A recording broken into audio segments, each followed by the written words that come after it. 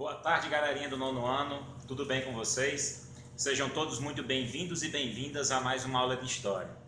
Espero que estejam bem, que estejam em casa, que estejam se cuidando e cuidando de suas famílias, até que a gente vença essa pandemia. E vamos vencer.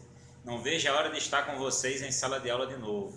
Vocês sabem o quanto é importante para mim estar com vocês. Galerinha, dando sequência ao nosso trabalho por aqui, vamos hoje trabalhar um pouquinho do tema 2, tá certo? A guerra a caminho do fim. Isso mesmo, Primeira Guerra Mundial ainda é nosso tempo. Quando a guerra começa em 1914, nós tínhamos duas alianças, entre várias, mas duas que se destacaram. A Tríplice Entente e a Tríplice Aliança. A Tríplice Entente, formada por Inglaterra, França e Rússia. A Tríplice Aliança, Alemanha, Império Austro-Húngaro e Itália. Pois bem, a Itália no começo da guerra fica neutra e em 1915 ela muda de lado, ela vai para a Tríplice Entente, ela traíra com a Alemanha em troca de uma promessa que a Inglaterra fez de quando ganhar a guerra dividir as colônias com a Itália e o lucro da guerra. Mas aí quando a guerra começa, ela se espalha, ela não fica só na Europa e esses blocos vão ganhando adesões de outros países, de praticamente todos os continentes. Lembrem-se que um dos motivos dessa guerra foi o imperialismo que vinha desde o século XIX e também a disputa por territórios, por colônias na África e na Ásia, né? A grande disputa por mercado consumidor, já que agora a concorrência industrial se fazia presente nos principais países da Europa e também Estados Unidos aqui na América e até o Japão lá na Ásia, né? Depois da Revolução Meiji, que ele tinha começado um processo de industrialização. E na Primeira Guerra o Japão foi contra a Alemanha, interessado nas possessões alemãs lá no Pacífico, na Ásia. E logo a guerra ganha caráter global. Nós vamos ter vários conflitos também no continente africano, sobretudo nas colônias alemãs. Muitos africanos vão ser mandados para a guerra, tanto na África como na frente ocidental, vão sofrer muito com o frio. Alguns foram voluntários, pensando em ganhar alguma coisa depois da guerra, outros foram obrigados a ir para a guerra. A maioria deles, como carregadores e soldados, sofreram muito com o inverno, com fome, com exaustão e mortes pela guerra, é claro. Era uma guerra de trincheiras, uma guerra longa, e mesmo com toda a tecnologia envolvida, de submarinos, batalhas no mar, batalhas no ar, foi o primeiro conflito onde o avião foi usado como arma, tanques de guerra, metralhadoras que disparavam até 1000 tiros por minuto, canhões que acertavam o alvo a uma distância de 100 quilômetros. Uma guerra terrorista que ceifou a vida de milhares de pessoas. Uma guerra contra a população civil, armas químicas, gás lacrimogênico, o gás mostarda, que era um dos piores, certo, galerinha? E essa guerra foi se estendendo. Com toda aquela empolgação do nacionalismo, do desenvolvimento industrial, a galera achava que a guerra ia acabar logo, mas ela se estendeu por 4 anos nas trincheiras. As trincheiras, valas enormes, estreitas, para evitar que o inimigo avançasse sobre o seu território. Aí em frente, geralmente se fazia outra trincheira, onde o exército inimigo estava ali, fazendo frente a você. No meio, entre as trincheiras, era a terra de ninguém, onde eles colocavam minas terrestres, arame farpado, metralhadoras, tudo para impedir que o inimigo avançasse ou fizesse frente à sua investida. E como eu ia dizendo, houve mudanças nesse quadro, né? Outros países foram aderindo aos blocos, a Tríplice Entente e a Tríplice Aliança, certo?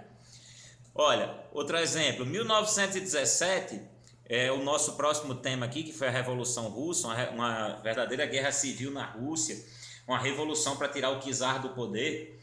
Em 1917, a Rússia abandona a guerra e assina um tratado de paz com a Alemanha. Aí a Alemanha agora pode se virar somente para a frente ocidental, só para combater a França, a Inglaterra e os aliados destes. Mas ao passo que a Rússia sai da Primeira Guerra devido à Revolução Russa, né, devido a problemas internos, os Estados Unidos acabam entrando. Por que os Estados Unidos entram, professor, nessa guerra? Bem, os Estados Unidos eram parceiros econômicos da França e da Inglaterra, estavam fornecendo comida, armamento e dinheiro emprestado a juros, e ele temia que a Alemanha vencesse a guerra porque ele não tinha relações econômicas com a Alemanha. Além disso, submarinos alemães afundaram navios americanos carregados de mercadorias, suprimentos, que iam para a Inglaterra e França. E os Estados Unidos acabam entrando na guerra. E leva junto Brasil e Canadá. Em 1917, nós já temos praticamente representantes de todos os continentes. A guerra já se torna global, já se torna a Grande Guerra, como ela era conhecida naquela época.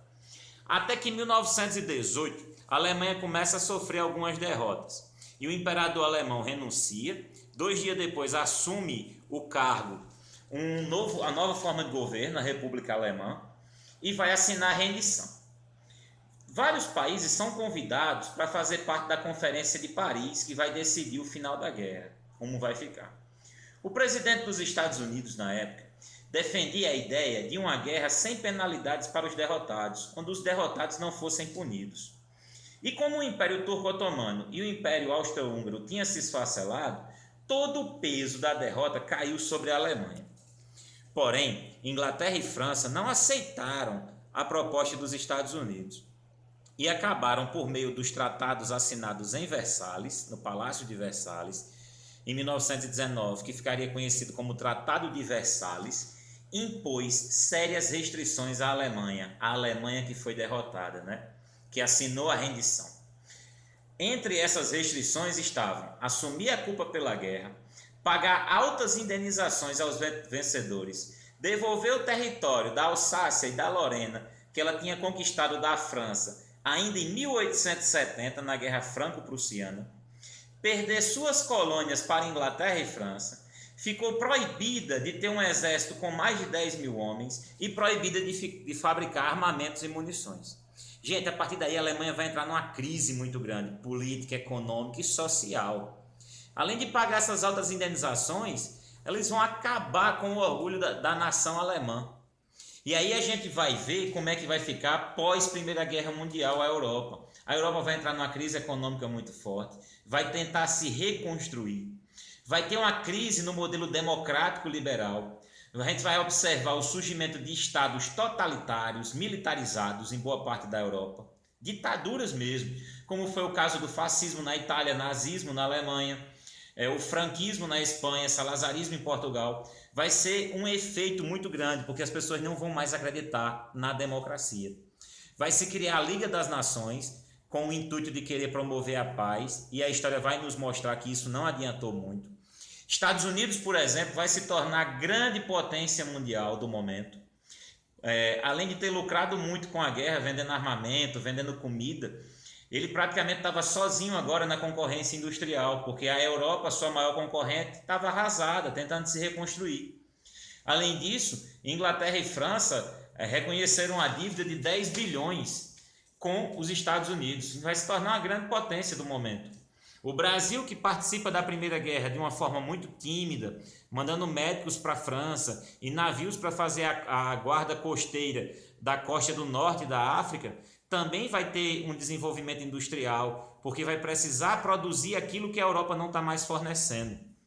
Mas não se enganem, houve avanços, com essa guerra, né? Principalmente na questão social. Durante a Primeira Guerra, como boa parte dos homens estavam na guerra, as mulheres foram convocadas a trabalhar nas fábricas, na agricultura, na indústria. E elas não tinham esse espaço no mercado de trabalho na Europa nesse período, no início do século XX. E elas vão acabar experimentando, por uma das primeiras vezes, a independência financeira, certo? E isso vai ser muito importante na luta das mulheres por emancipação, por igualdade, a luta pelo sufrágio universal, para que elas tivessem o direito de votar, se candidatar.